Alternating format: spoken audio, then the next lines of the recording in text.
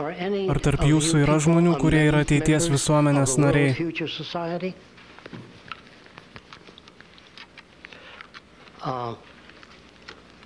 Manau, visi esate girdėję apie Čarlzą Clarką.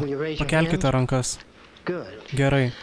Jis sakė, jei jis parašytų knygą, kurią visi mėgautųsi ir suprastų, jis nebūtų pasakęs nieko naujo. Pamastykite apie tai. Tai apie ką aš kalbėsiu, pakeis kai kurių jūsų gyvenimus, požiūrį į save ir požiūrį į jūsų supantį pasaulį.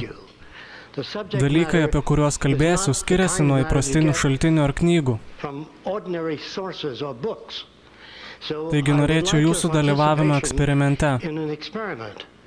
Kai kurie iš jūsų galbūt sugebės pasakyti, ką aš nupiešiu ant lentos, dar nebaigus viso piešinio. Jei žinosite, kas tai yra, įsiterpkit, sakykite, aš žinau, kas čia. Taigi aš pradėsiu. Ar visi gerai matote lentą? Ar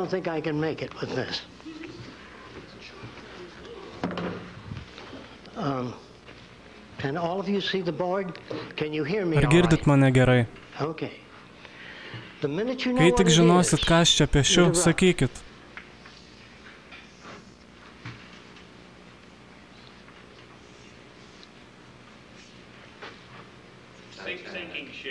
Titanikas.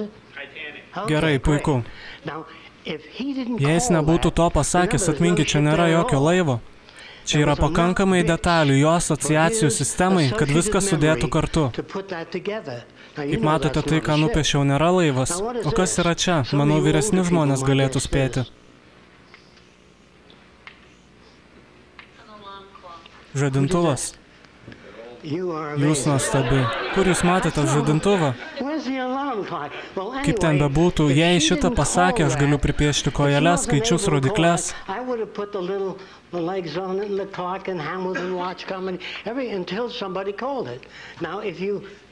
Kai kurie iš jūsų dar ir dabar nematote laivo, taigi aš galiu pripiešti langus ir kitas laivo dalis ir kažkas sakytų taip, tai Titanikas.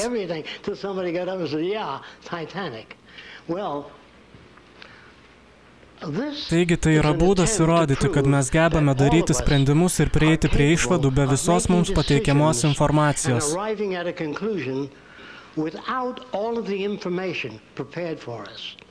Tai unikali žmogaus savybė. Mes galime sujungti dalykus kartu.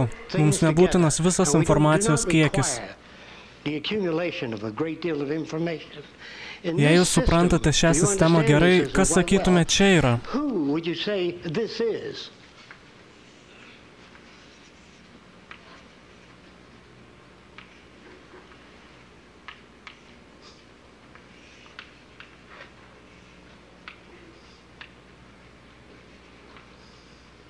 Lincolnas. Kas tai pasakė?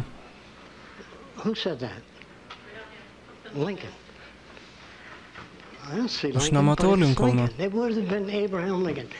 Jei aš pripiešiau barzdą ir visą kitą. Taigi tai yra įrodymas, kad žmonės gali sudėti kažką kartu. Aš jums pabandysiu paaiškinti, kas kūrybinis mąstymas iš tikrųjų yra. Aš naudosiu seną kalbą, kurią naudoju su žmonėmis, kurie nėra susipažinę su šiuo mąstymo būdu. Senoje kalboje sakoma, kad žmogus gali mąstyti ar protauti. Aš netikiu, kad tai įmanoma. Aš sukūriau daug išradimų, dirbau ties įvairiais dalykais, bet aš netikiu, kad žmogus gali galvoti ar protauti. Štai ko aš tikiu. Tarp kitko, jūs neturite priimti, ką aš sakau. Kai bus laikas klausimams, nebūkite mandagus. Klauskite iš visų pusių. Tai padės man ir tai padės jums. Taigi, kai aš kalbu apie protavimą ir sudėjimą viską kartu, mes kalbame apie veiksnius, kurie formuoja žmogaus elgesį. Aš tikiu, kad kiekvieno žmogaus elgesys yra dėsningas. Kad reakcijos ir vertybės, kurias turi žmonės, yra visiškai dėsningos iš aplinkos, kurios jie ateina. Taigi kiekvienas žmogus puikiausiai atspindi tai, iš kur jie ateina. Iš aplinkos ir patirties. Jeigu tu nuo kūdikystės būtum auginamas indėnų ir nebūtum nieko daugiau matęs, tavo elgesys būtų kaip indėnų. Ir jei būtumėt užaugintas bet kurioje kitoje grupėje ir turėtumėt plunksnas savo galvoje, kepurėje, ir šoktumėt aplink laužą, ir aš ateičiau, ir sakyčiau, tai absurdiška, ko jūs čia šokat aplink laužą su plunksnom ant galvos. Tu nenuimtum savo kepurės ir nemestum ant žemės, sakydama, žinai, aš apie tai niekada nepagalvojau, mes negalime to padaryti, mes esame kultūros aukos. Mes žiūrime į pasaulį per savo aplinką, mums neįmanoma daryti kitaip. Psichologija yra tik pradinė forma šiandien bandyti suprasti faktorius, kurie formuoja žmogaus elgesį. Faktorius, kurie yra atsakingi už tai, kaip mes žiūrime save, kitus žmonės ir kaip mes elgiamės, arba kaip jūs sakytumėt, elgiamės netinkamai. Aš netikiu, kad nors vienas žmogus elgiasi netinkamai. Jis naudoja visus įmanomus įrankius, kuriuos žino, įrankius, su kuriais yra susipažinęs.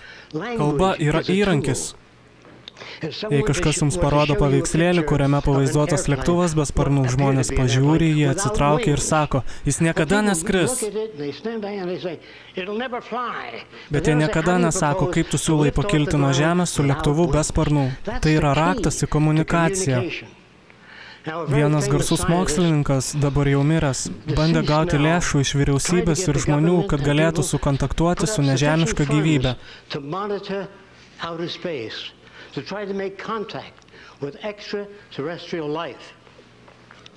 Aš noriu pabandyti pasakyti tai jums ir jūs pamastykite apie tai, ką aš kalbu iš visų pusių. Aš naudoju seną kalbą, nes jūs nesate susipažinę su šitomis vertybėmis. Jei žmonės, gyvos būtybės ar dalykai gali keliauti milijonai šviesmečių per erdvę ir laiką, jie nėra humanoidai. Vandens atsargų sistemos užimtų mylias. Ir visi dalykai, kurių reikalauja žmogus, užimtų milžiniškus kiekius erdvės ir energijos.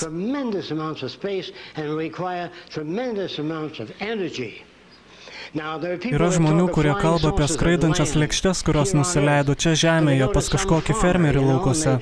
Jie pasiėmė jį į savo lėkštę ir darė visokius eksperimentus su juo. Visų pirma, žmonės nekeliauja šimtus milijonų šviesmečių, kad surastų kokį fermerį ir klaustų, kokias petnešas jis nešioja.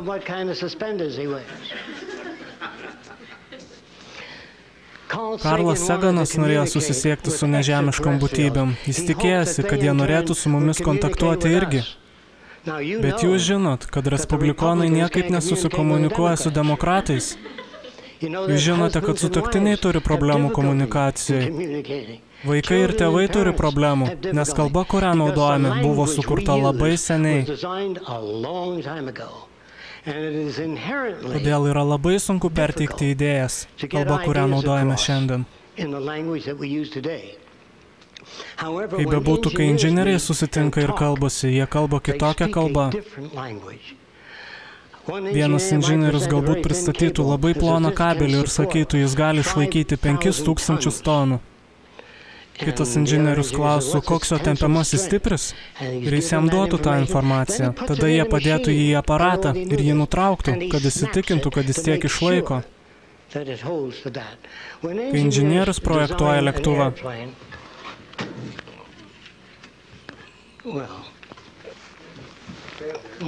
tikriausiai turėsiu jį nešiotis. Jie padaro visus skaičiavimus, tai vaizdas iš priekio, greitas piešinys, lėktuvo vaizdo iš priekio. Jie padaro visus skaičiavimus ir išsiaiškina, kiek šis sparnas bus pajėgus išlaikyti. Jie padaro visus skaičiavimus ir po viso to jie krauna smėlio maišus. Ar žinojo tai? Iki kol jie nulūžta, tam, kad įsitikintų, kad jie bus pajėgus atlikti savo darbą. Tačiau tai neegzistuoja mūsų kasdienėje kalboje. Kasdienėje kalboje jūs to nedarote. Jei inžinierius sutinka kitą inžinierių, jis sako, aš galiu apšviesti šį plotą, kuris turi 50 000 kvadratinių pėdų. Kitas sakytų, bet juk tai neįmanoma, jis nekalbėtų šitaip. Jis sakytų, kaip tu aprūpinsi energiją šį dalyką, kokios įtampos jam reikėtų, kaip tu apšviesi šį plotą. Jie klausia klausimų. Paprastas žmogus sako taip, ne, to nebus dar 1000 metų. Visa tai aplink mus buvo labai ilgą laiką. Tokia kalba yra karo, neapykantos, fanatizmo, prietarų, nesugebėjimas klausti klausimų. Ir mes turime būti labai atsargus su šituo. Pamenu vieną lekciją Princetone, aš bandžiau įrodyti, kad žmogus negali mąstyti ar protauti. Tai buvo psichologijos ir sociologijos departamente.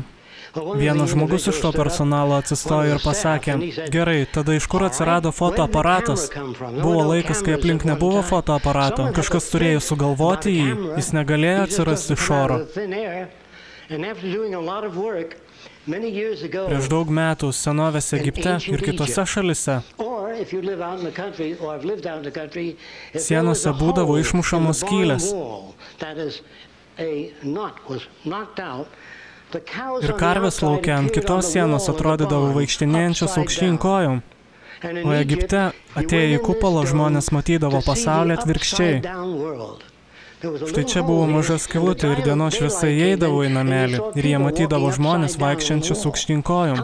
Kiek iš jūsų esat patyrę šį fenomeną? Tai iš esmės yra box hole fotoaparatas. Paprastas fotoaparatas be lęšių yra tik maža skylutė dėžutėje. Ir kažkas pasakė, na, kaip aš galėčiau matyti atvaizdą. Ir tada jie panaudoja permatomą plėvelę štai čia ir galėjo matyti aukštyn kojom galvą, žmogų ar karvę.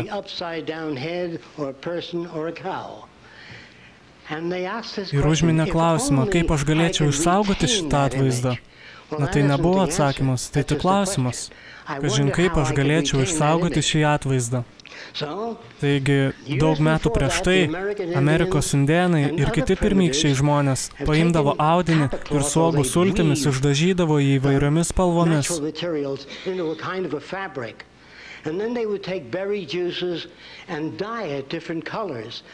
Kartais pasitaikydavo, kad nuo medžio ant audinio užkrisdavo lapas ir po to, kai saulė išdžiovindavo audinį, ant jo likdavo lapo atvaizdas. Taigi jie pastebėjo tai šito dalyko.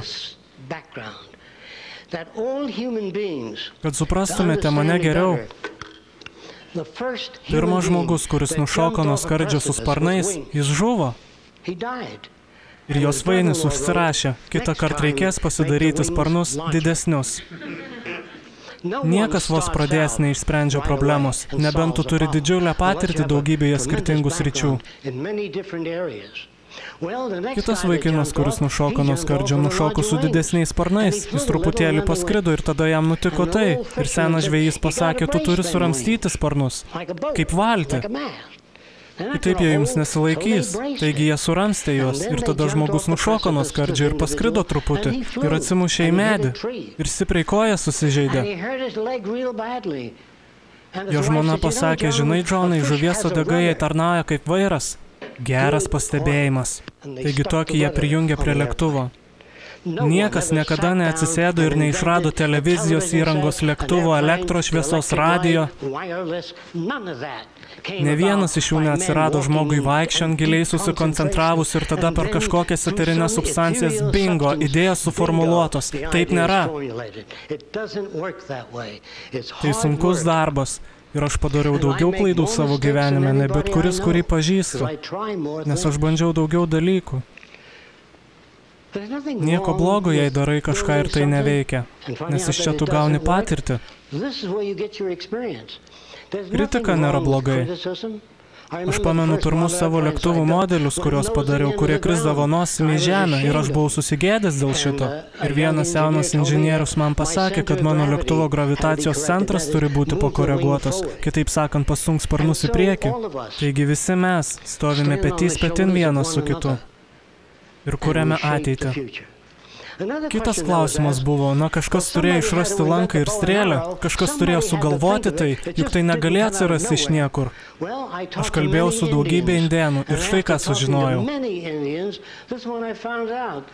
Indėnai nudirdavo kailį nuo gyvūnų ir ją palikdavo ant saulės.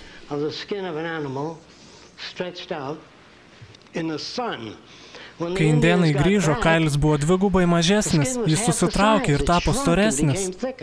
Ir jiems tai labai nepatiko. Taigi jie supjaustė odą į juosteles, plonas juosteles. Ir paėmė tokio pačio dydžio rėmą ir pririšo kailį prie tokio paties dydžio rėmo, kad apsaugotų kailį nuo susitraukimo. Bet kai jie supjaustė odos juosteles ir padėjo jas prieš saulę, jos irgi susitraukė ir tapo storos ir trumpos. Ir jie buvo nepatenkinti tuo. Po daugybės metų vienas indėnas pririšo tokią juostelę prie medinės lazdelės. Perskelė viršų, pririšo mazgą ir pritvirtino odą prie lazdelės. Kai jis grįžo, tikėdamasis, kad jis džiuvo ir nesusitraukė, lazda įgavo šitokią formą. Ji tapo išlenkta. Jis patempė ją. Bam! Ir po daugybės metų kažkas paėmė kitą gabalėlį medžio, patempė juostelį ir jis nuskrido. Na, jei žmogus negali galvoti ar protauti, iš kur tada filmavimo kamera atsirado, kažkas turėjo sugalvoti ją, juk ji neegzistavo kažkada. Ir štai iš kur jie atsirado. Prieš daug metų Kinijoje jie paimdavo žvakę ir bambuko popieriaus tuo metu ir padėdavo jį prie žvakę.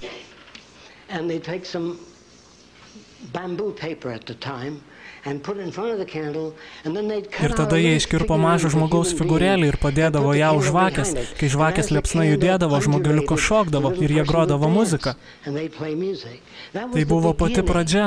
Kaip tai įvyko? Kažkoks vaikinas turėjo žvakę ir popieriaus gabalėlį ir tiesiog užkišęs pirštą pastebėjo, kad jis juda ant ekrano. Taigi jis pastebėjo šį fenomeną. Vėliau nutiko kai kas įdomaus. Kiniečiai turėdavo vartyti didžiulius lapus, tačiau vėliau juos suklijuodavo arba sujungdavo su viela.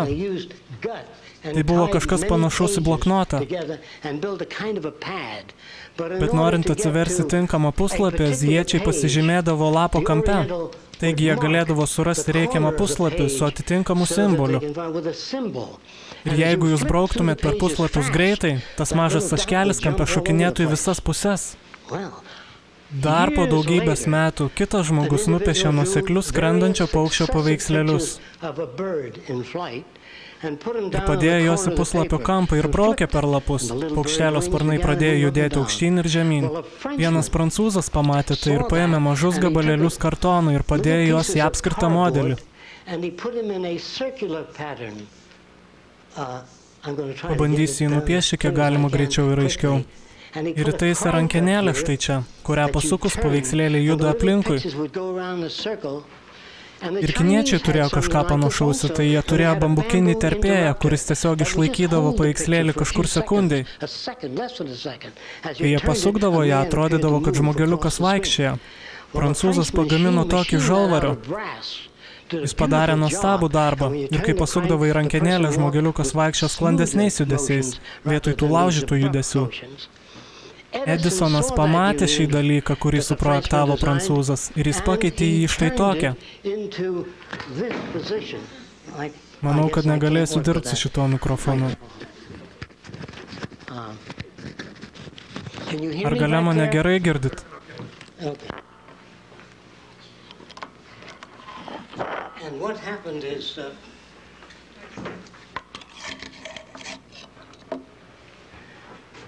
Jis padarė ją vertikalioje padėtyje ir visi paveikslėliai buvo nustatyti vertikalioje pozicijoje. Kai pasukdavo į rankenėlę čia, atsiprašau, Žakai, jie neturės garso įrašo. Atsiprašau. Kodėl tau jo neįsidėjus į kišenę ar kažką panašaus? Pabandysiu.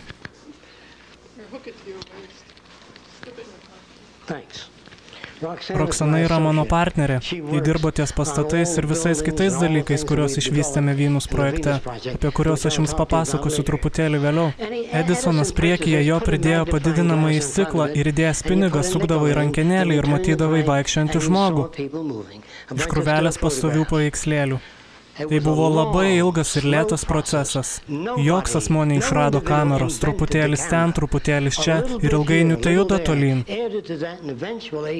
Broliai Raitai skaitė apie eksperimentinius lėktuvus, kur žuvo tūkstančiai žmonių bandydami išvystyti skraidančią mašiną. Po truputėlį pririnkę tokios informacijos, įskaitant žmogų leidžiantį aitvarus Kinijoje prieš 1000 metų, jie pastatė pirmąją skraidančią mašiną. Jie vadinami skrydžio tėvais. Ir vėl, niekur nėra jokio tėvo. Tu gal pasėmė idėją, jis pridėjo prie jos ir palaipsniui tai pastatoma. Genijus. Genijus yra asmuo, kuris buvo susipažinęs su daugybė skirtingų sistemų. Todėl jie gali prieiti prie plataus spektro sprendimų. Toks žmogus kaip Leonardas da Vinčis, manot, kad iš šitoks tapo iš niekur? Jis kalbėdavosi su žmonėmis, kurie domėjosi mechaniką tuo metu. Jie susirinkdavo, dalindavosi idėjomis, tačiau jūs girdite tik apie da Vinčį. Deja, vaikinai tokie kaip Nikola Tesla, Edisonas, visi didūs praeities išradėjai buvo paveikti kitų žmonių.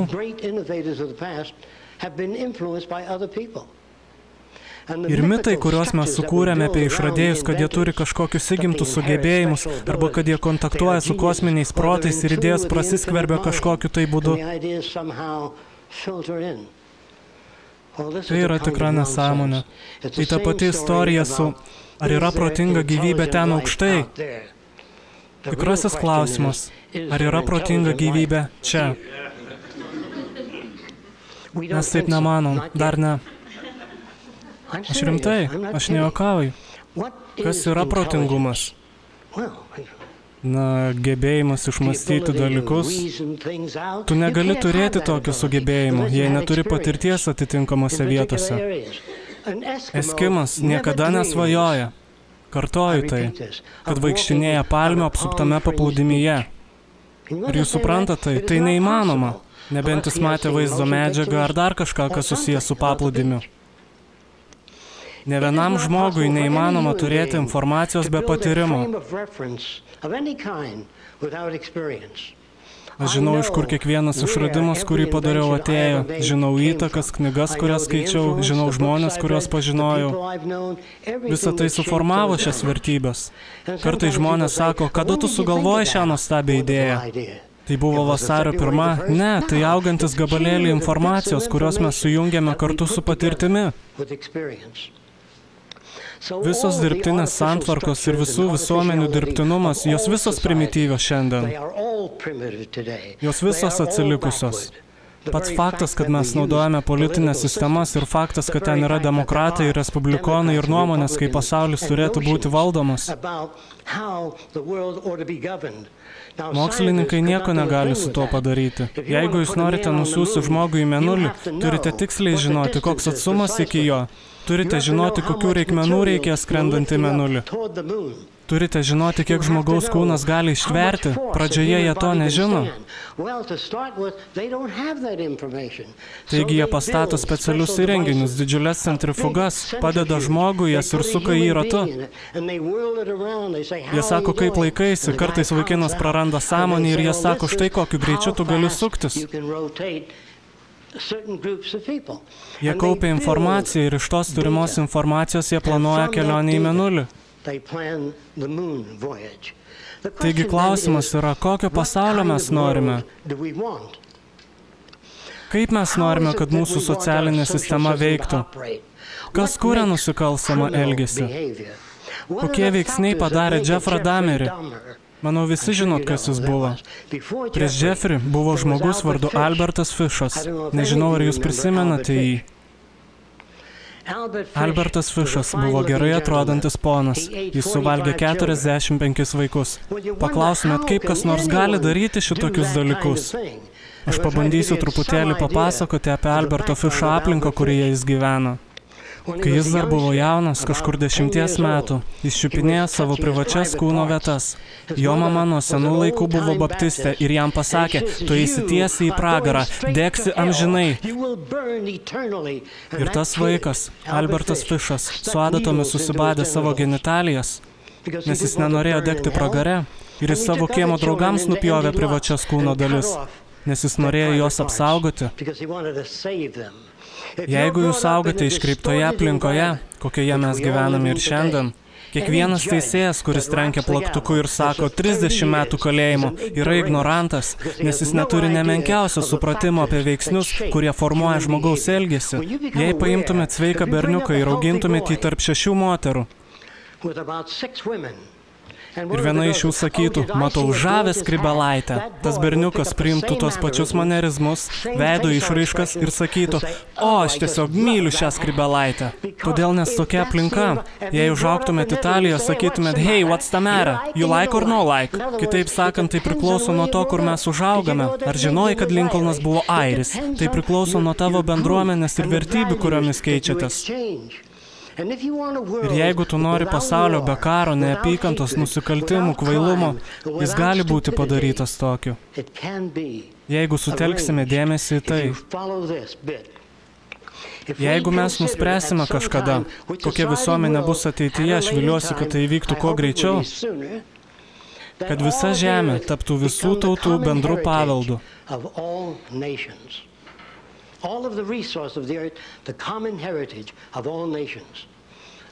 Jeigu jūs tikite Dievu, jeigu suprantate visų religijų mokymus, nėra privačios nuosavybės rojuje, nėra bankų, nėra asmens pozicijų, kad vienas žmogus yra aukščiau už kitą. Jeigu žemė taptų bendrų tautų paveldų ir visos dirbtinės ribos tarp žmonių būtų pašalintos, nebebūtų pagrindo karui, nebebūtų prasmės ginkluotis, pasaulis, kuriame gyvena, tai yra pasenęs pasaulis, jo kalba yra sena, jo vertybės yra senos ir mokymo institucijos nesiteikia paliesti socialinės sistemos. Būk atsargus, nesigilinkite, tai nėra sritis, į kurią tu norėtum būti trauktas. Tam, kad tu augtum ir padarytum pasaulį geresnę vietą, tu turi žvelgti problemą į akis. Aš nesakau, kad žmonės ims ir darys tai. Pagal visus istorinius įrašus, ne viena civilizacija, kaip bebūtų mano žiniomis, niekada neplanavo ateities. Tiksliai ką darys, kur tai nuves, kaip suplanuos transporto sistemą. Ne, mes tiesiog tiesime greitkelius visur. Nors ir einate į mokyklą ir išmokstate, kad tiesi linija yra trumpiausia distancija tarp dviejų duotų taškų. Bet pažiūrėkite į Amerikos kelių žemėlapį ir, manau, pamatysite spagečius visur. And I think you'll find spaghetti all over the place. Rarely do you see that. Pažiūrėkite į savo miestus, visi pastatai skirtingų dydžių ir formų. Tai neišreiškia individualumo. Tai chaosas. 4 valandą visos mašinos išvažiuoja iš šito pastato ir jie nebegali nusigauti per tiltą, taigi jūs turite pastatyti kitą tiltą. Jūs išsirenkate žmonės į politinės pozicijas, kurie yra visiškai nekompetentingi. Jie protiškai bankrutavę. Man nesvarbu, kas jūs demokratas ar respublikonas, jie neturi vertybių sistemos išspręsti šias problemas, kurios egzistuoja. Jie nėra išmokyti šito. Jie yra užauginti su uniformuota vertybių sistema ir jie išeina į pasaulį. Ir tai liūdna ateinančių įvykių istorija. Šiandien yra kompiuteriai, yra mašinos, kurie jau šiandien egzistuoja, kurie gali tvarkyti 500 trilijonų bitų informacijos per sekundę. Joks žmogus net nėra priartėjęs prie to. Ir jūs manote, kad per ateinančius 15 ar 20 metų bus žmonės valdžioje? Jokiais būdais. Pavyzdžiui, jeigu jūs paimtumėt keletą kompiuterių ir sureguliuotumėte specialiai paskirčiai ir prijungtumėte elektrinius siutimo laidus agrikultūros zonoje į dirvožemį. Jei nukristų vandens lygis, tai jungtų pompas ir jos pristatytų vandenį į tą zoną. Jei pritrūktų maistingųjų medžiagų, tai pumpuotų maistingasias medžiagas į tą zoną. Kokio pasaulio tu nori? Nemanau, kad iš čia esančių, galbūt keli prisimenate, kai žmogus turėdavo valdyti liftą. Jie sukdavo rankeną, jie ne visada nusigaudavo iki reikiamo aukšto. Galiausiai jie tapo automatizuoti. Ženkite truputėlį atgal, kokia nuostabi diena šiandien, kaip laikotės, ponia Džonsai. Jeigu jie tave prisimindavo, užkeldavo tiesiai į reikiamą aukštą. Po to atsirado transvėjeris. Liftas, kuris jau aukštyn žemyn į šonus visomis kryptimis. Jūs galite juos verbalizuoti. Aš noriu į dailės ar muzikos centrą ir jūs ten nugabensius. Pasaulis, kokiame jūs gyvenate ir automobiliai, kurie egzistuoja kaip dalykai transportavimui, yra pavojingi, nes jie turi bamperį priekyje ir vieną gale. Esu tikras, jei atvyktų nežemiškos būtybės, jie sakytų, kas šitie švituojantis dalykėliai transporto priemonių priekyje ir gale. Tai bamperis, jie yra čia tam, kad apsaugotų nuo žalos, bet ar jūs niekada neatsitrankite į šoną? Kodėl bamperis nėra aplinkui visą mašiną? Tada jie turi oro pagalves, jie padeda vieną priešais tave. Tačiau jei kas nors įpuola į šoną, jūsų galva trenkėsi tiesiai į stiklą. Automobilių kompanijos turėjo jau seniai išspręsti šias problemas. Tada jūs matote policininką. Sustok, kur čia laksai dabar? Viskas, ką jums reikia padaryti mašinoje, jei norit. Aš to nedaryčiau, aš net nedėčiau šito į mašiną. Tai įdėti kimografą arba cilindro formos rekorderį. Kai jūs važiuotumėt 50 mylių per valandą greičių zonoje, kurioje leistina 40, tai įsirašytų ten ir kiekvieno mėnesio pabaigoje turėtumėt išimti tą juostą ir išsiųsti policijos departamentą. Aišku, policijai tai nepatiktų, bet kiek manot pažeidimų turėtumėt? Yra geresnių būdų nei šis. Jūs tiesiog pagaminkite mašiną protingą. Štai ką tai reiškia. Kokios protingos mašinos gali būti? Yra toks mažas prietaisas vadinamas spaudimo relė. Jei jūs jį suspaudžiate, jį generuoja elektrą. Taigi dėkime po vieną į kiekvieną padangą. Sakykime, tu spiri priekinę padangą. Ir tada pasigirsta įrašas, au, mano priekinė padanga. Žinoma, jei spirsite į bet kurią padangą, jį verbalizuosis, bet kai jūs spirsit labai stipriai, jį pasakys, au, mano priekinė padanga. Jei spirsit dar kartą, jį pasakys, kas manai esantis. Ar jūs norite duoti mašinai jausmus? Ar jūs norite duoti mašinai užuojautą, meilę, šilumą? Aš jums pasakysiu, kodėl jie paliko mašinas, nes jos neveikia. Žmogaus emocijos yra pats didžiausias ir svarbiausias skirtumas tarp žmogaus ir mašinos. Žmogaus emocijos yra labai keblus dalykas. Tai tas pats lyg spaudyti pedalą ties raudona šviesa ir nepajudėti. Tai niekam netarnauja. Jeigu tau atsiranda gniužulas gerklėj, kai matai alkanų žmonės, tai emocionalu. Bet kai tu padidini agrokultūros laukus per akrą, tai rūpinimasis, tai meilė. Meilė yra visų verbalinių ir popierinių deklaracijų transformavimas į gyvenimo būdą. Gėdingas dalykas mūsų amžiuje yra tai, kad čia tebuvo tik vienas Edisonas, vienas Louis Pasteras, vienas Nikola Tesla, viena Madame Curie. Mes turėtume turėti tūkstančius jų ir turėsim, kai atsikratysim dirbtinių ribų, kurios atskiria žmonės. Kai atsikratysim nacionalizmo, patriotizmo, bet kartoju, aš nenoriu ne vieno iš jūsų užgauti. Vienintelis dalykas, kurio prašau, yra tai, kad jūs pagalvotumėte apie tai, ką Venus projektas propaguoja. Venus projektas yra projektas kultūrai, kurioje mes sprendžiame nesutarimus tarp visų tautų. Kaip tai padaryti? Universalia kalba, projektu. Kai jūs atsiverčiate projektą Japonijoje, jie supranta, apie ką tu kalbi. Kai jūs parašote receptą Anglijai, Prancūzijai, Japonijai, farmacininkas supranta tai. Ten nėra prieštaravimų, ten nėra dviprasmiškumo, kažin ką jis turėjo omenyje, tai aišku. Tačiau mūsų kasdienė kalba tokia nėra. Šilumos kalba, meilės yra verbaliniai pasiteisinimai ir išsisukinėjimai kai kuriems žmonėms, kurie vengia prisimti atsakomybę, padaryti pasaulį geresnę vietą kiekvienam.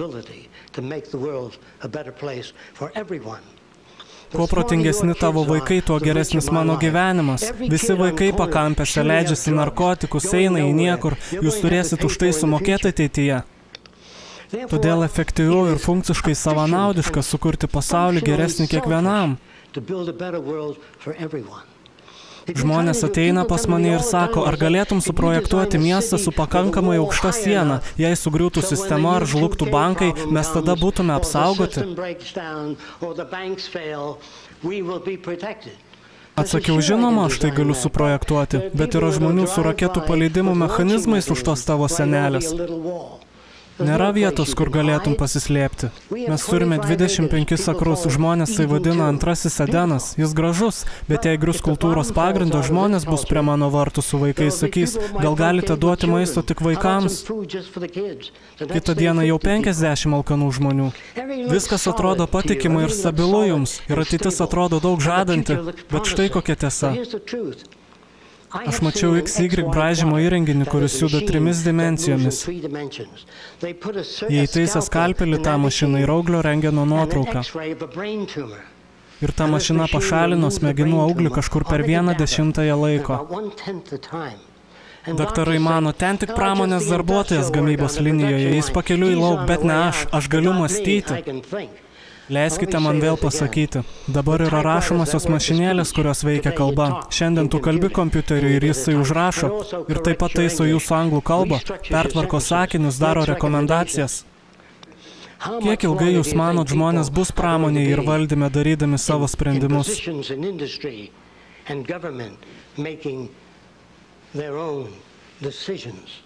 Mes netikime, kad kas nors daro sprendimus. Mes tikime, kad žmogus prieina prie sprendimų.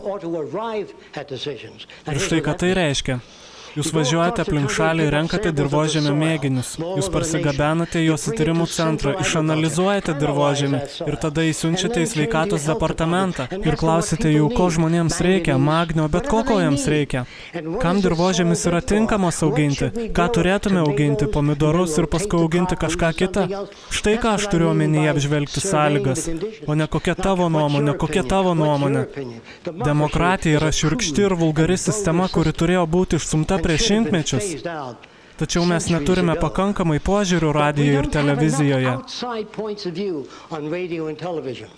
Kai aš kalbėjau, tai Lario Kingo laidoje jis man pasakė, palauk minutėlę, aš priklausau tiem žmonėms, kuriuos tu atakuoji. Aš neatakuoju automobilių kompanijų, aš tik sakiau, jei jūs darytume, taip būtų saugiau.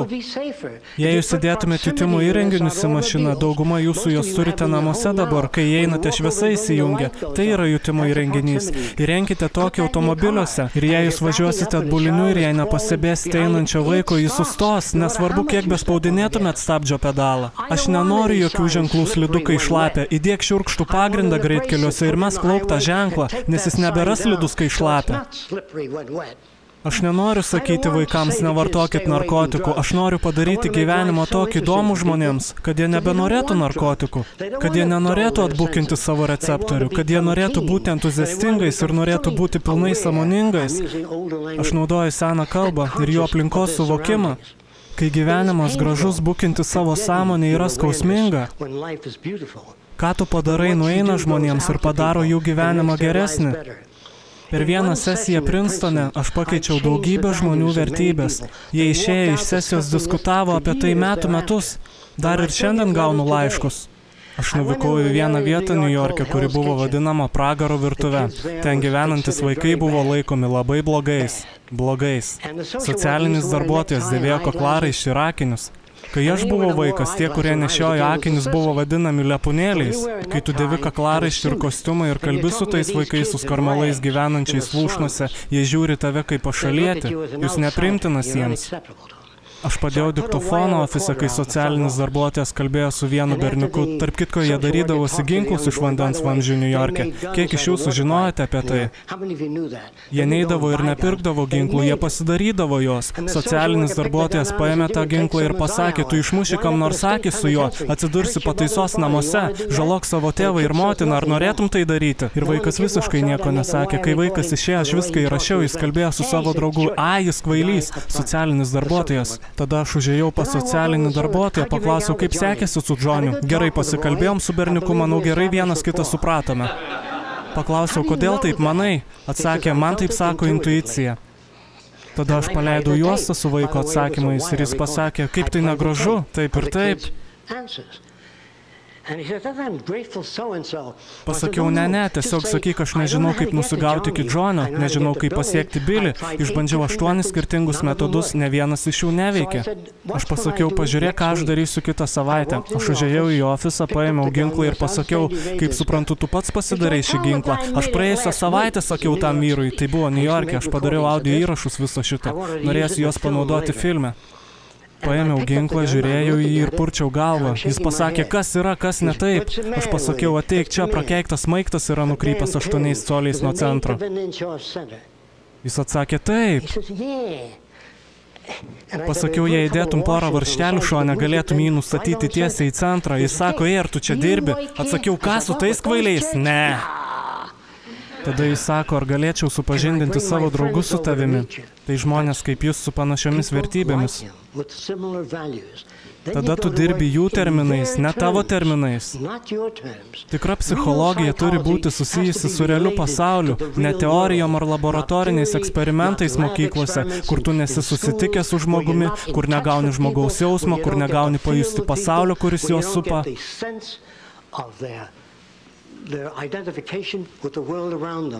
Aš pakeičiau daugybę tų vaikų, aš atsinešiau ginklą, kad galėčiau jiems jį parodyti ir pasakiau, aš padariau šį ginklą. Oho, sako jie, norėčiau ir aš mokėti daryti tokius ginklus kaip šis. Aš pasakiau, na, aš galiu tau padėti padaryti tai. Rimtai galėtum, o ką man reikia daryti? Tu turi išmokti nupiešti ginklą iš priekio, iš šonų. Žinau, kad skubu piešdamas. Tu turi nupiešti norimą ginklą iš 3 pusių, tada jis galės būti padarytas. Jis atsakė, aš norėčiau išmokti daryti tai. Tada aš jį pasisodinau prie brėžinių stalo ir nukreipiau jį nuo ginklų prie vandens slidžių ir kitų dalykų. Šiandien dauguma jų yra inžinieriai. Jie sakė man, kad tie vaikai turi tik 24 intelekto koeficientą, jie nieko nesupranta. Aš pasakiau vienam iš tų vaikų su 24 intelekto koeficientu, tarkim, jūs norėtumėte apvogti juvelyrikos parduotuvę, kaip jūs tai padarytumėt? Visais įmanomais būdais. Sako, mesčiau ten maišelį su fekalijom, tada žmogus pasiustų ant mano draugo, bėgtų jo gaudyti ir aš tuo metu viską išvarinčiau. Taip jie gyveno. O tarkim, jūs norite apvogti 3 aukštą, be jokių kopėčių, be jokių virvių. Kaip tai padarytumėt? Po kelių dienų vienas jaunuolis atėjo su medžio gabalu. Jis net nežinojo, koks pleištas buvo. Jis sako, matai šitą medžio gabalą, aš galiu jį įkišti tarp plytų ir jis įsitvirtins, nesvarbu, kiek bebūtų atitolusios plytos viena nuo kitos. Tada lipčiau lietvamzdžių. Žinoma, jie nekalbėjo šitaip, jie kalbėjo žymiai aštriau. Užlipčiau pastatų ir pasimčiau viską, ko noriu. Štai kaip aš tai padaryčiau. Kaip tu gali duoti žmogui intelekto koeficiento testą, jeigu jis yra atėjęs iš skirtingos aplinkos? Ką tu žinai, ką jie jaučia? Jūs manote, kad formalistas, kuris bando struktūrizuoti intelekto prigimtį, kūrybingumo prigimtį, nebūdamas kūrybingas, gali padaryti tai? Norėdamas, kad vaikai išmoktų tapti kūrybingais, aš padariau plasmasinį marsietį su akimis ant sprindžinų. Jie pažiūrėjo jį ir sako, fu! Ir aš jiems pasakiau, kas gero iš 4 akių ant sprindžinų. Pagaliau jie pasakė, na, tu gali žiūrėti atgal, į priekį, į viršų ir į apačią vienu metu. Na, o kas gero, jei vaikinas turi 6 rankas, jis gali skustis, skaityti knygą, valgyti riestainį ir gerti kavą. Vietoj fu, kaip mes buvom užauginti. Buvai sutikęs marsietį, jie turi angą štai čia. Kas tai? Pastebėkit požiūrį. Kas tai? Na, jeigu mes suvalgome tai, kas mums netinkama, tai išstumiama iškart. Ne taip kaip jūsų sistemai, jums tai perina per visą sistemą. Jums buvo sakoma medicinos mokyklose, koks nuostabus žmogaus kūnas yra. Tai netiesa.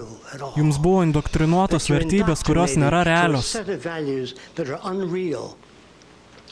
Norint man perteikti vertybės yra labai sunku, nes mums reikia filmų, reikia įrangos, kad galėtume tai padaryti.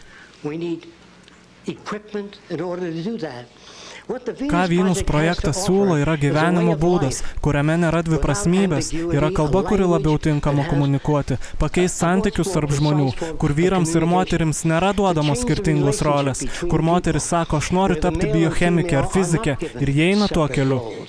Kai jūs duodate mergaitę į lėlę, jūs diegiate nustatymus, jūs pradedate manipuliuoti žmogumi. Visi bijo kontroliuoti žmogaus elgesį, jūs visada kontroliuojat žmogaus elgesį. Kai jūs paimat mergaitę ir sakote, nežaisk su tuo liuteronų berniuku kitoje kelio pusėje, nekalbėk su ta maža katalikų mergaitė kitoje kelio pusėje, jūs visada indoktrinuojat vaikus. Kas tave myli labiausiai pasaulyje? Saldainių pardavėjas, ne tavo mamytė ir tėvelis, nuolatinės indoktrinacijos. Tada visi kartu dainuojam, mes laisvi, saugokitės, kai tik išgirsite apie laisvę ar kažką panašaus, saugokitės. Tikrai laisva visuomenė, laisviausia kokią aš mačiau buvo Polinezijoje. Aš gyvenau pietinėse Ramiojo vandenyno salose kurį laiką ir vietiniai man duodavo bananų, kokosų ir kitko. Jie buvo labai dosnūs ir jie neturėjo žodžio darbui. Galit patikėti, jie eidavo žvejot visą dieną, jie žaisdavo, turėjo pramogas. Ir jie man pasakė, Žakai, ko tu norėtum? Aš atsakiau, norėčiau kanojus ir jie padarė ją man. Po kelių dienų jie atėjo į mano namelį, aš išgirdau šlamesį lauke ir jie tempėsi mano kanoją šalin. Aš pasakiau, kas čia vyksta. Jie atsakė, tu ją nesinaudoji. Tai visai kitokia vertybių sistema. Taigi vyrai ir moteris toje saloje vaikščiojo nuogi. Ir aš niekada nemačiau, kad vaikinas baksnuotų į petį kitam ir sakytų, ei, tik pažiūrėk į tą paukštytę. Nieko panašaus nebūdavo. Jie žiūrėjo į akis moteriai, kai su jie kalbėdavo. Ei, tik pažiūrėk. Niekada nenužiūrėdavo kojų. Šiandieniniuose filmuose filmuoja moters kūną užpakalį aukštyn žemyn ir jūs stebitės, kodėl vyrai yra tokie. Jie nėra tokie, jie padaryti tokiais kultūros. Tada misionieriai atvyko ir mergaitės eidavo į bažnyčią, nekaltos, klausosi. Tada jie uždėjo joms marškinėlius. Ir mergaitės neturėjo nemenkiausio supratimo, kodėl jie mauna joms marškinėlius. Kam tai?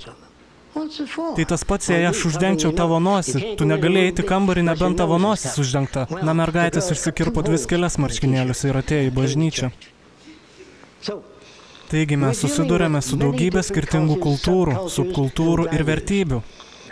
Jeigu mes norime augti ir suformuoti civilizaciją prasmingą žmonijai, turime padaryti didžiulį šuolį tame, kaip mes žiūrime į pasaulį, žmones ir save. Venus projektas yra visuomenės perkūrimas, kurioje dalykai apimantis kultūrą yra kitokie.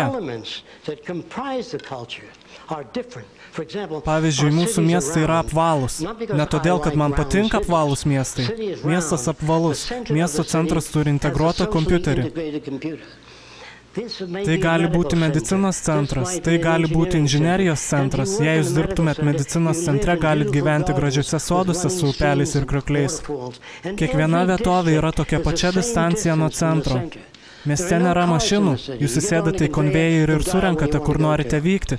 Mieste nėra nusikaltimų. Prieš pastatant viešąją biblioteką Jungtinėse valstijose žmonės sakydavo, na, jūs negalite šito padaryti, žmonės nebeparneš knygų, jie jas pasiliks, jie nenorės jų gražinti. Aišku, visa tai buvo netiesa. Aš noriu pastatyti biblioteką, kurioje bet kuris vaikas gali ateiti, pasiimti fotoaparatą, pasiimti dailės reikmenis, pasiimti vandens slides. Padarykit dalykus prieinamus ir žmonės nevoks. Niekas netrenks tau į galvą, kad atimtų tavo laikrodį, jei tai prieinama. Kaip tu žadi sumokėti už centrinę biblioteką, kuri duoda vaikams dalykus? Už nieką. Kainuoja $50 000 išlaikyti vienam vaikui kalėjime per metus, suaugusi 75 000 per metus.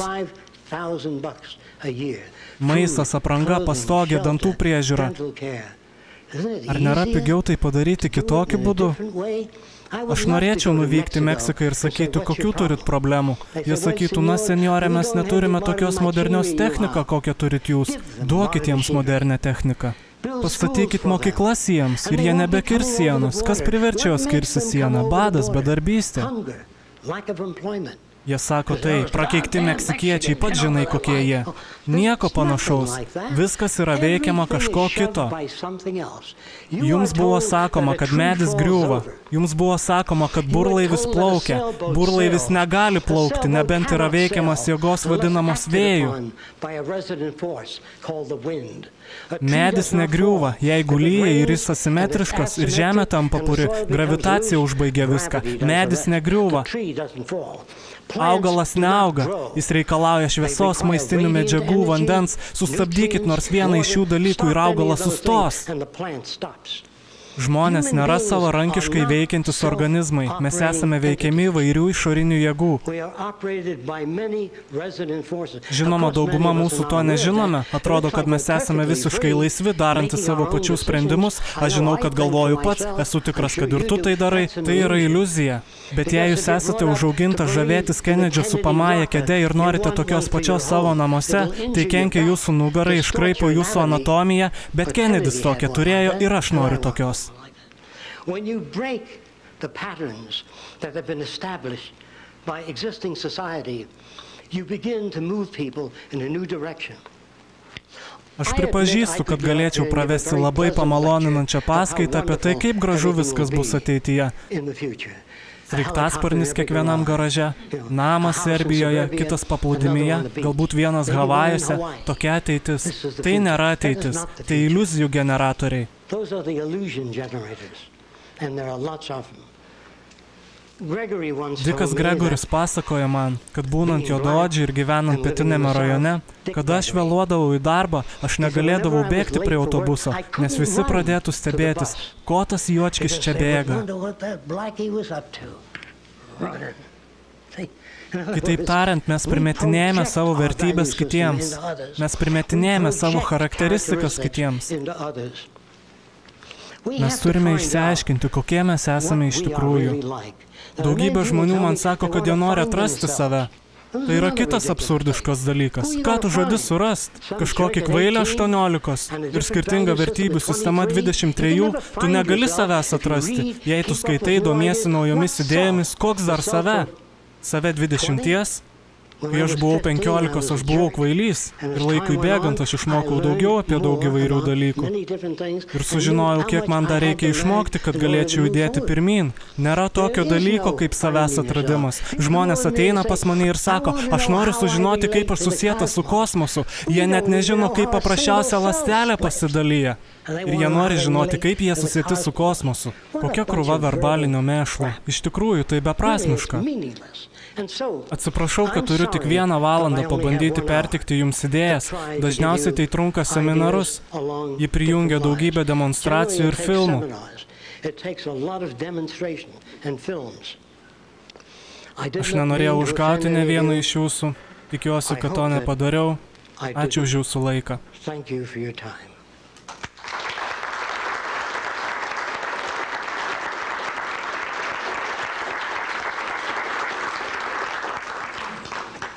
Esu įsitikinęs, kad auditorija turi keletą klausimų. Aš moku vidurinės mokyklos vaikus. Atsiprašau, aš truputėlį neprigirdžiu. Aš moku vidurinės mokyklos vaikus ir susimąsčiau, kokia jūsų mokymo filosofija. Gerai, supratau, apie ką jūs. Pavyzdžiui, mūsų miestų dizainai turi didelį ežerą. Mes padarėme visus tos ežerus, jie egzistuoja, jie tikri.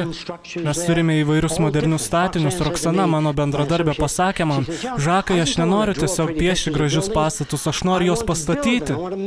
Ji padarė visus cemento darbus, vieną dieną jie atėjo ir pasakė, o ką manai apie baseiną? Ji buvo su draugė ir aš pasakiau, kada merginus norit pradėti.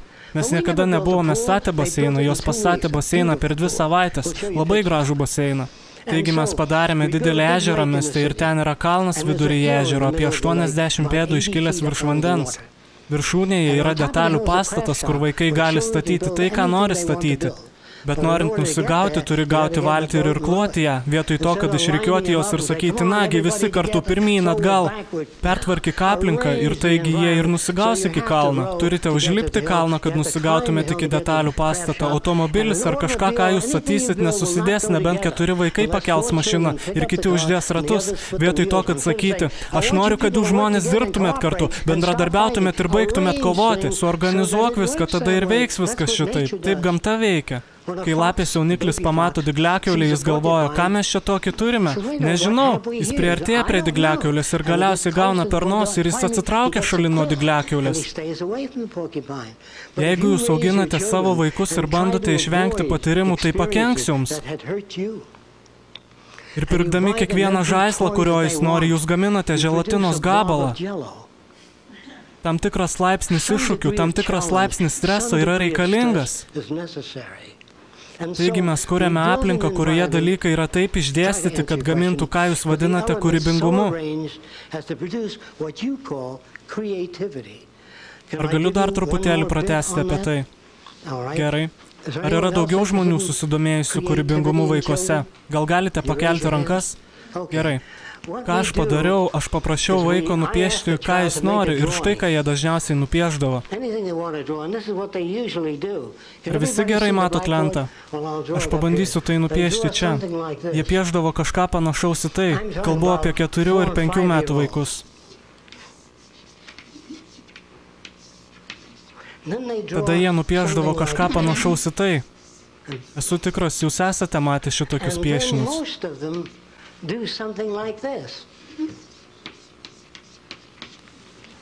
Esu tikras, kad dauguma jūsų piešia šitaip ir šiandien.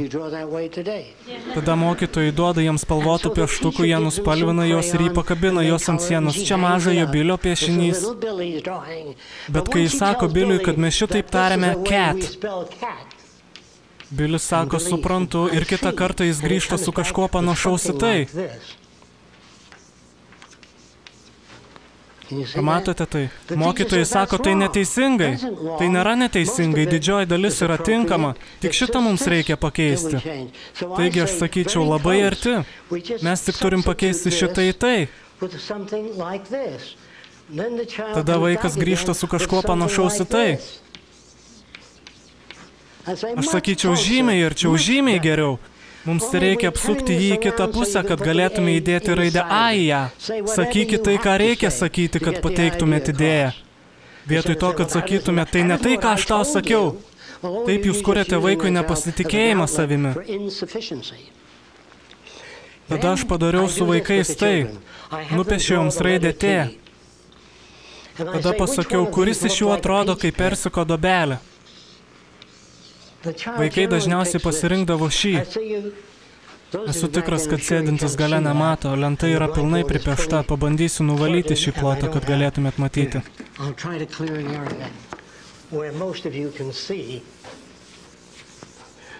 Vaikai nusipiešė raidę T. Paskui persiko dobelę viduryje. Paskui dar vieną dobelę štai čia ir vieną čia ir nutrynę esančią viduryje. Tada paklausiau, o kas yra čia? Jie atsakė, tai būrys skraidančių paukščių. Atsakiau, gerai. Turite nupiešti apverstą V raidę.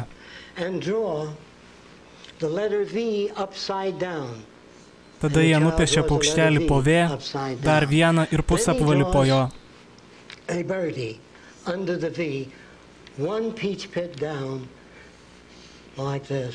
And then he joins another birdie to that, and a half round beneath that, and one peach pit above. He does this. Tada paklausiu vaikų, kas yra čia? Tai širdis, puiku, pusė širdies nuo antakio apačios iki nosies apačios. Jie pajudėjo nuo šio prasto piešinio mažiau nei per pusvalandį. Kalbu apie 5 ir 6 metų vaikus, kurie vėliau piešia sportinės mašinas iš visų kampų. And I'm talking about 5 and 6-year-olds moving into this realm, drawing sports cars, turning them around. O mes duodam jiems spalvotus pieštukus ir kreidutes, kad iškelti išorį jų artistinius sugebėjimus. Tu negali iškelti nieko, jei ten nėra to pagrindo ar struktūros. Jeigu tu sėdi miškuose ir medituoji savo oloje 3 metus, tu turi nepaprastai aišku savo olos atvaizdą ir nieko daugiau. Taigi jūs turite dirbti, kad gautumėt informaciją. Jūs turite pertvarkyti dalykus, taigi tada tai generuos tai, ką jūs vadinate kūrybingumu. Psichologas vienoje sesijoje pasakė, aš žinau 2 vaikus, kurie atėjo iš tos pačios aplinkos. Jei aplinka yra viskas, kaip vienas galėjo pavirsti gangsterį, o kitas į ministrą. Jei aplinka yra svarbiausias veiksnys, kaip gaunami tokie skirtumai. Ta sekundę, kai tu paimi vieną vaiką ir pradedi žaisti su juo, o kitas stovi su atvipusę lūpą, jūs kuriate pavydą. Nėra tokio dalyko dar kaip tokia pati aplinka. Kai aš pasimdavau savo mažąją mergaitę, pasimdavau ir savo vyresnėlį sūnų. Niekada nedirbkite ties vienu vaiku. Kodėl tu negali susitvarkyti savo kambario, tavo brolis visada tai padaro, o tu visada palieki daiktus išmėtytus. Na, kai brolis suklumpa ir nukrenta nuo laiptų, kitas šypsosi. Šypsosi slapta, tačiau šypsosi. Mes kuriame šitos dirbtinumus pasaulyje, kuriame gyvename šiandien. Mes turime sutrukdyti tam ir keisti dalykus. Tie, kurie norit sužinoti daugiau apie Vynus projektą, mes turime vaizdo ir garso įrašus, knygą pristatančią pagrindinę koncepciją apie tai, kas tai yra. Yra daugiau klausimų? Prašom. Man jūsų ateities idėjos atrodo įdomios, tačiau kaip jūs paaiškintumėt žmogaus prigimtį? Žmogaus prigimtis yra kaip žmonės pastebėjo kitus žmonės besielgiančius ilgus metus. Jie pastebėjo godumą, pavydą, netgi tarp gyvūnų. Jei paimtumėt katiną ir pasidėtumėt jį ant kelių šuns akivaizdoje, šuo galbūt pradėtų urgzti. Ir psichologas sakydavo, štai ką aš turiu omenyje, sakydamas žvėries prigimtis. Tada aš pasakiau, ateik į mano laboratoriją po savaitės. Taigi aš pakėliau katę, pasidėjau katę ant savo kelių ir šuo pradėjo vizginti uodegą.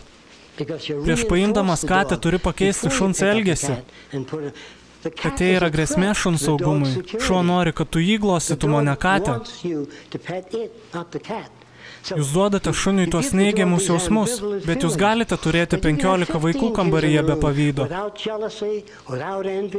Tai nėra žmogaus prigimtis. Tai žmogaus elgesys, suformuotas kultūros.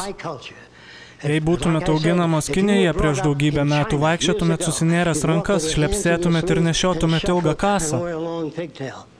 Jie sakytų, na tai žmogaus prigimtis, ne, tai tavo elgesys įtakotas aplinkos.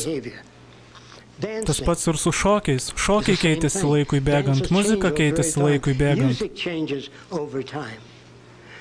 Taigi, iš tikro nėra tokio dalyko kaip žmogaus prigimtis. Pagalvokite apie tai. Yra įvairių žmogaus elgesio formų. Jeigu mes norime suprasti veiksnius, kurie generuoja mūsų vertybių sistemą, kurie generuoja mūsų požiūrį į pasaulį, mes turime grįžti atgal ir studijuoti šitos dalykus. Atsiprašau, kad negaliu šiuo metu smulkiau papasakoti apie tai dėl laiko stokos, tik bendrą peržiūrą apie tai, kas Venus projektas yra. Jūs minėjote universalią kalbą, ar jūs kalbėjote apie Esperanto? Ne, aš kalbėjau ne apie tai. Arba Interlingo? Ne. Kalba turi turėti fizinę nuorodą. Tai reiškia, tarkime, mes paimame Wolframo ir pamušame jį aukšto dažnio garsu. Atsimušęs nuo Wolframo ekrane atsiranda skalė, kuri atrodo štai taip. Ten buvo nikelis, ten buvo geležis ir mes išmokstame sužymėti šios raštus. Kai rašysi Wolframos, ateityje darysi kažką panašaus į tai. Taigi tai visada kaip chemija. Kaip farmacininkas skaito receptą, jeigu daktaro raštas įskaitomas, jis perskaito receptą ir paima tą patį produktą. Mes nenorim individualumo šioje srityje, mes norim vienodumo. Ar yra vietos individualumui? Žinokit, per ateinančius keliasdešimt metų žodis individualumas dings, kaip ir kiti šiurkštūs ir vulgarūs terminai. Jeigu jūs nusiperkate Mercedesą, jei galite tai sau leisti, jūs pasukat raktelį ir jūs norite, kad mašina užsivestų. Ne kartais, bet visada. Ir kai jūs sukat vairą, jūs norite, kad jis suktųsi. Kai nuspaudžiate stabdžius, norite, kad jis sustotų. Tai vadinama savybės kontrolė. Žmogaus elgesio variacijos, kurias šiandien mes vadiname individualumu, yra prasta savybės kontrolė. Žmonės klausia, ar ateityje žmonės bus vienodi?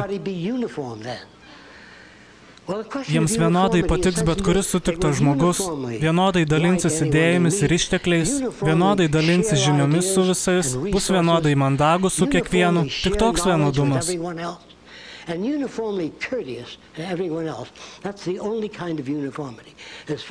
Turtų kaupimas, valdžios, galios bus laikomas vulgarumo amžiumi.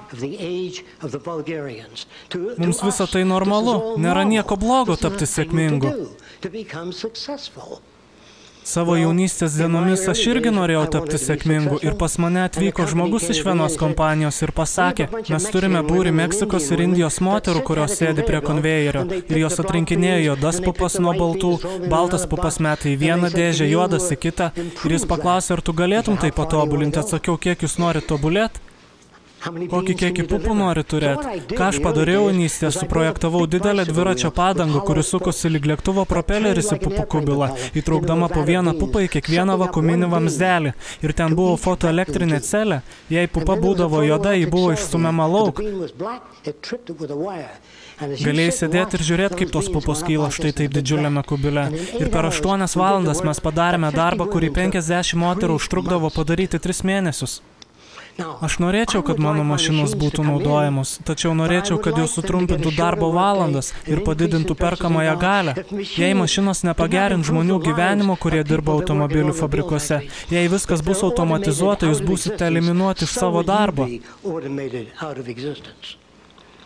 Viskas gali būti automatizuota. Roxana šiuo metu daro architektūrinius atvaizdus, kraštovaizdžio planus. Yra mašinos, kurios daro tai. Prieš keletą metų mačiau CAD.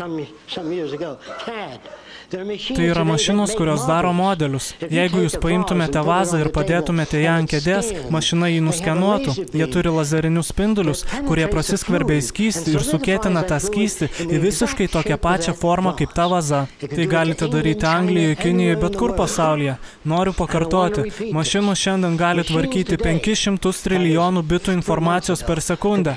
Man nerūpi, kiek žmonių jūs surinksite. Žmogui nebebus vietos daugybėje sričių per ateinančius 20 metų, arba dar mažiau. For human behavior in the next 20 years. There's no place for human participation in the next 20 years, or maybe less. Niekas negalim tiksliai nuspėti ateities. Aš nepradėsiu čia kumščiuotis, aš negalėčiau sau to leisti.